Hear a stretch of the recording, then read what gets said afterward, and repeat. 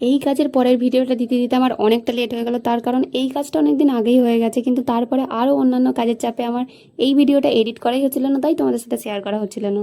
তো যাই হোক, এই কাজটার আগের পার্টটা তোমরা দেখেছো, আর এর পরের কাজগুলো অবশ্যই তোমাদের সাথে শেয়ার করবো, কিন্তু তার জন্য আমার কিছুটা টাইম। আমার এর আগের ভিডিওটা দেখে অনেকে আমাকে মেসেজ করেছিল বা অনেকে ফোনও করেছিল, অনেকে রিকোয়েস্ট করছিল তাদের অনুষ্ঠানের মাত্র আর 10 দিন বাকি, তো তারা আমাকে অর্ডার দিচ্ছিল। দেখো, এইরকমভাবে অর্ডার কিন্তু তোমরা দেবে না, কারণ 10 দিন বা 15 দিন হলে খুব অসুবিধা হয়ে যায়, কারণ অনেকে আগে থেকে অর্ডার দিয়ে রাখে, তাদের কাজগুলো দিতে লেট হয়ে যাবে।